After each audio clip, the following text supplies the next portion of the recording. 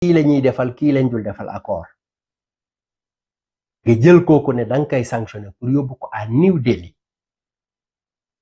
la place où un lieutenant-colonel moo fa waroon nekk colonel Abdoul Aziz Ndaw yaakaar naa dafa nekk ci période naax qui compare un général d'un colonel mon colonel bu la dara jaral tu es un officier de la gendarmerie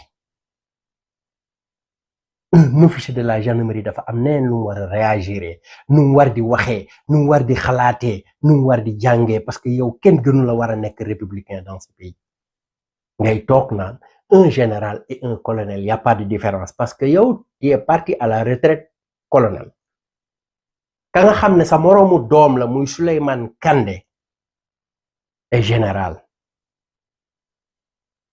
mais daf ko liggéey boo xoolee photo yi ñuy wone yépp ci Jules photo yi ñuy wone yépp ci Diato le para j'utilise certains noms parce que dafa mel ni maa ngi wax ak suma copain il est général je le respecte mais dama xam bravoure am xam njàmbaarteem Jules Diato le para photo yi ñuy wone yépp colonel la ñuy wone rare nga gis ñu wone photo général xam nga tax parce que liggéey ba sénégalais yi xamee Diato yépp liggéey boobu dañ ko jël rek jël ko kii ko concentré ko ci problème bi mu def en Casamance en 2021 2022 étant comme zone mooy commandant zone militaire sud comme zone mais nga xam sama waaye capitaine xam nga commandant non doo génnee photo colonel photo lieutenant ngay génnee c'est un digne fils du Sénégal bés boo jógee nag pour toroxal digne fils du Sénégal comme ni ko Abou Diallo waxee maa ngi koy seetaan keroog mu ne des fois ngay foog ne da ngay toroxal nit fekk da nga koy yëkkati loolu moo dal le général Kandé dañoo foog dañ koy toroxal fekk boobu nag la Sénégalais yépp à l'unanimité ñëpp war a taxaw ne non neeva du fi am merci Abou. Sénégalais sénégalaises vivant au Sénégal ici dans la diaspora nos guides religieux guides coutumiers nos forces de défense et de sécurité l'opposition comme pouvoir yéen ñëpp laa boole lii xoolante leen les yeux dans les yeux xoolante leen les yeux dans les yeux comme le dit mon parent catholique donnons-nous la paix après la prière du dimanche ku nekk day nuyu sa morom après la prière de vendredi ku nekk day nuyu sa morom bu ma jullee timis gestu damay nuyu sama ñi ma dendal wala ñoom ñu jóg nuyu ma muy samay doom lay doon wala lu ñuy doon ci man xam nga lu tax ñuy def loolu parce que àdduna dara jaru fi xar-xar lépp jàmm lañ war a nekkee jàmm donnons-nous la paix. Vous êtes minoritaire dans ce pays, ces politiciens. Vous êtes minoritaire dans ce pays. Et vous voulez brûler ce pays. Moo tax nag ma oo ci kaw les Sénégalais, les Sénégalaises, vivant au Sénégal et dans la diaspora. Société civile et société civile. Il y a société civile et société civile. Boole naa la ci appel bi. Politique, guide religieux, guide coutumier, opposition comme pouvoir. Je vous appelle ngeen xoolante bët ak bët te wax ce duo au sommet de l'État ngeen wax leen dëgg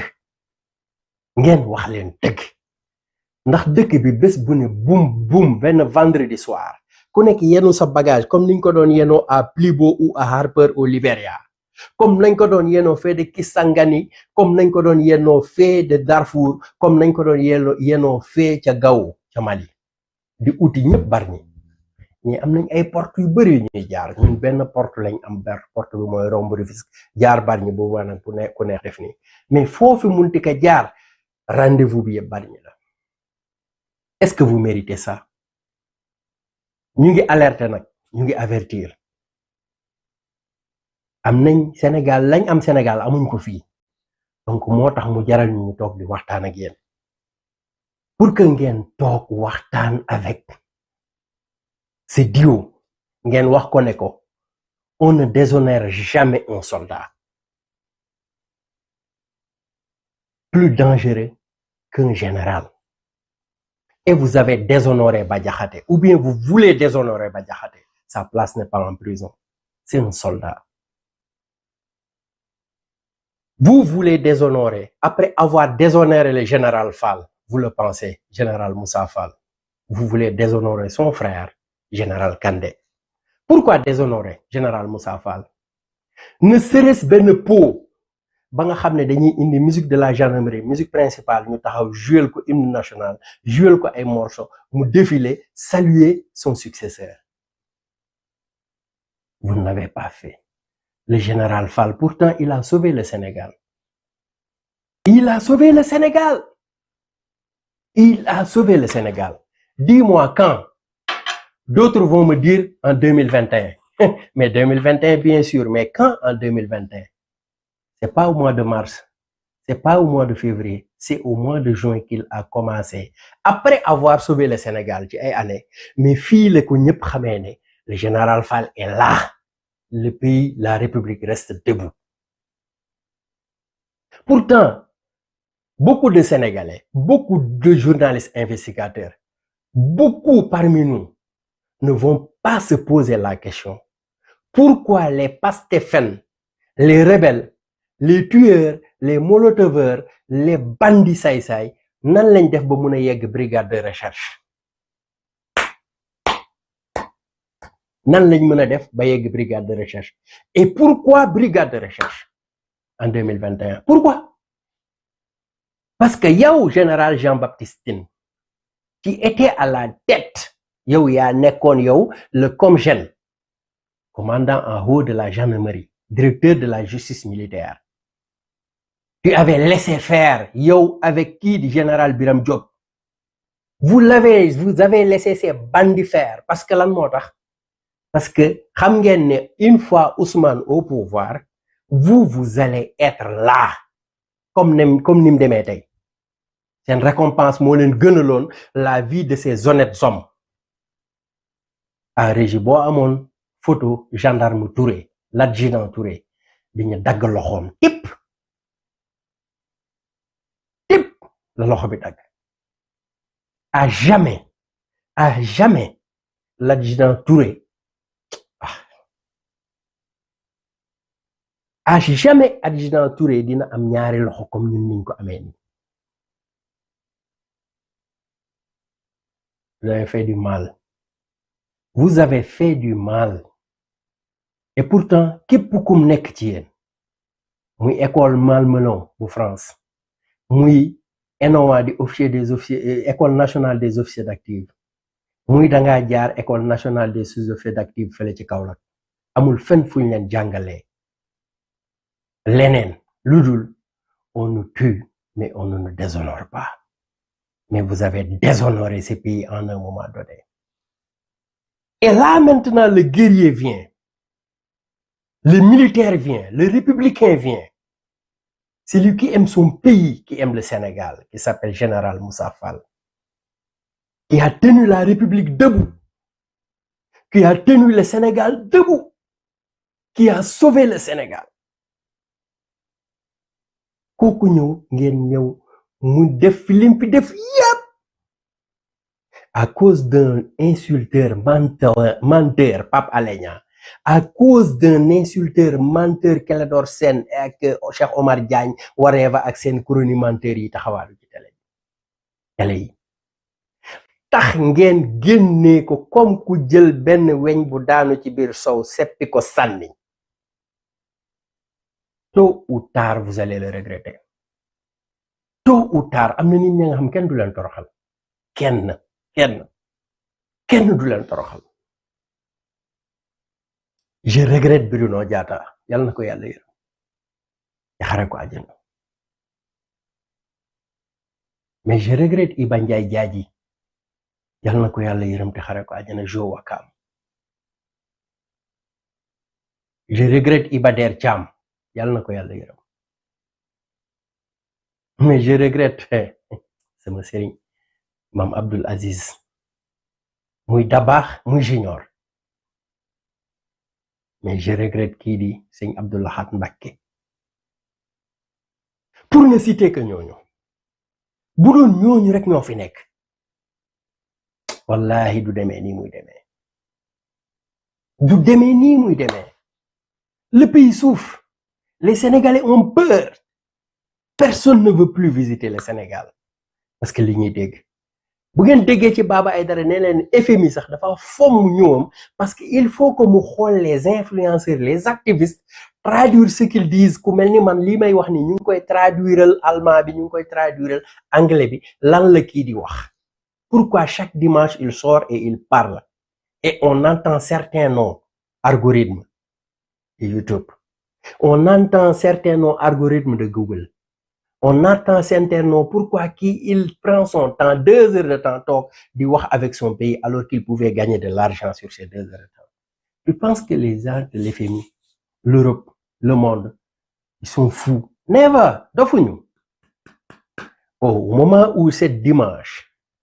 Bah Diakhaté devait être chez lui di naan ataaya di lekk gerte caaf bu paree toog waxtaan ak yéen vous les Sénégalais vous laissez ce digne fils du Sénégal croupir en prison faire des allers-retours entre 100 mètres et Dick on dirait un criminel vous le menottez alors que Bah Diakhaté dans sa vie ñii la xam café cigarette julli jàng alxuraan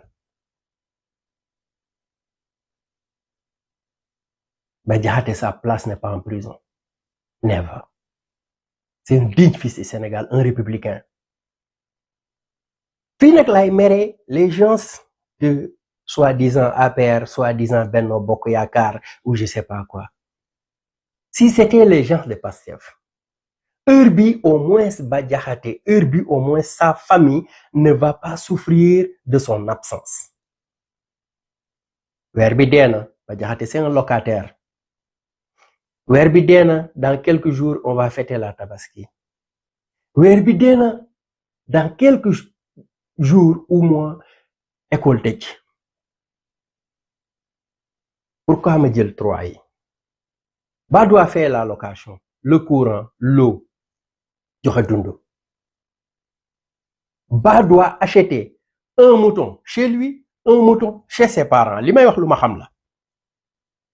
xam la parce que Bah dañuy waxtaan ma ak moom je sais que Bah Diakhaté li dagg ay études li tax mu bàyyi jàng dem armée xam nga lan moo tax dimbale ay parents moo tax mu bàyyi jàng il a le bac ñëpp ut université moom mu dem Bango xaarul sax ay concours ENOA wala ENSOA déedéet Bango la dem comme un soldat de 2e classe bam paree foofu bam démissionné chôméwul mu dem jàngale ci qui est plus patriote que Bah Diakhaté qui est plus républicain dans ce pays que Bah Diakhaté et là maintenant vous laissez ce digne fils du Sénégal croupir en prison j'entends rien du tout de APR rien du tout de Benno Bokk Yaakaar absolument rien du tout Bah Diakhaté ne devait pas être un locataire en 2024 avec tout ce qu'il a fait pour ce pays à la place vous investissez des millions ci ñan ay influenceurs ay soi-disant influenceurs ay soi-disant chronimenteurs qui circulent des plateaux ña nga xam gëmuñu leen ku la saaga ba nga tooy xep nga recevoir ko à Dubaï recevoir ko en Allemagne recevoir ko en Suisse recevoir ko en France recevoir ko aux États-Unis en ce moment c'est digne fils du Sénégal ñi gëm lan mooy le Sénégal ñi gëm kan mooy le président Macky Sall sont les ennemis de l'APR ma bokk ci Bah bokk ci yéen ñëpp da ngeen yéene Bah mu yàgg ci kaso bi parce que vous pensez que ne Bah dafa nekk ci concurrence bi ngeen nekk Bah nekkul ci loolu là je parle au procureur demain Bah sera devant toi devant vous les juges, le procureur, les greffiers, ceux qui seront là comme avocats, partie civile comme la défense. Vous tous, vous savez que le procureur, les gestes parlent. Le moment bi Lénine, El Hadji Diouf, Maître Sall ont parlé. Bah a parlé lui seul. Bah, c'est l'autre avocat. Je connais les guerriers. Au moment où Ba a parlé lui seul, procureur bi sëgg yëngal bopp bi, les gestes parlent. Ça veut dire que li ci tegu woon rek mooy laisser Bah Diakhaté rentrer. Mais après ça lan moo xew? Lan moo xew après? Lan moo xew après? Il reçoit un coup de fil. Il suspend le tribunal. Suspendre ko, demander congé 1 heure de temps. Dem waxtaan ak le superpuissant premier ministre Ousmane Sonko. Il lui demande par tous les moyens, il ne doit pas sortir. Parce que Babou Génon dina wax ci sen setal bi nga xamné tilim supérieur la wara doon. Babou Génon dina wax ci li ngeen nekké di tiaxan. Bah vous dérange. Ce que vous avez accusé Bah Diakhaté. Su dé ci saga yi la. Vous avez insulté à la plus haute grade que Bah Diakhaté. Saga yi gëna kawé yéen ko def. Vous dé saga ngeen ko qualifié. Mais vous l'avez demandé des preuves, il vous a montré des preuves. Laissez ce digne fils, laissez ce soldat, laissez ce républicain rentrer chez lui. Te ngeen muñ. Saga kat waru ko déranger comme l'a dit Bah Diakhaté et Baba Amdi. Général Tine, Général Diop, pour me terminer ici. Vous avez laissé les gens de